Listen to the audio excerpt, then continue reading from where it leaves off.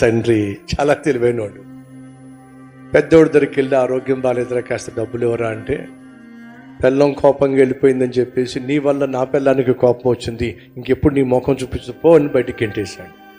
రెండో వాడి దగ్గరికి వచ్చి నాకు మోకాలు నొప్పులు వచ్చినాయిరా కాస్త ట్రీట్మెంట్ చేయించరా డబ్బులు కావాలి అంటే, నాకు ఉన్న ఖర్చులకే నా డబ్బులు సరిపోవట్లేదు, నీ ట్రీట్మెంట్ నేనేం చేస్తాను పో బయటకని గెంటేశాడు. కూతురు దగ్గరకు వచ్చి అమ్మా నాకు ఆరోగ్యం బాగాలేదు తల్లి అని చెప్పంటే, నాన్న ఇప్పుడు నీకు వచ్చిన కష్టం ఏమిటి? ఏం లేదమ్మా, ఈ ట్రీట్మెంట్కి కాస్త డబ్బులు కావాల్సి వస్తుంది, ఏదైనా సహాయం చేస్తావా?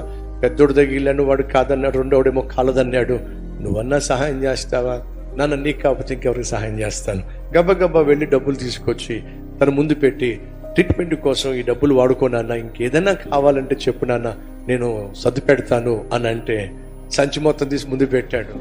అమ్మా నాకు నిజంగా ఆరోగ్యం బాగో కాదమ్మా, బుద్ధి ఏమిటో తెలుసుకుందాం అని చెప్పి పెద్దోడి దగ్గరికి వెళ్తే గెంటాడు, రెండోడి దగ్గరికి వెళ్తే గెంటాడు. నువ్వేమో ప్రేమతో అంగీకరించి ఆ ట్రీట్మెంట్ డబ్బులు ఇచ్చావు.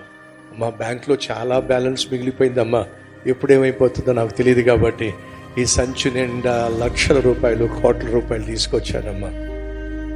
నన్ను నువ్వు అంగీకరించావు కాబట్టి కార్డు కూడా ఉందమ్మా, ఎంత కావాలంత డ్రా చేసుకో. ఆయన దగ్గర లేక అడగటల్లా మన బుద్ధి ఏమిటో తెలుసుకోవడానికే ఆయన అడుగుతున్నాడు.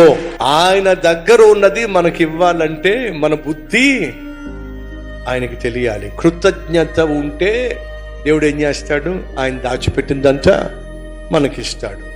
ఈ రీల్ లైక్ చేయండి, అనేక మందికి షేర్ చేయండి. Download ShareChat.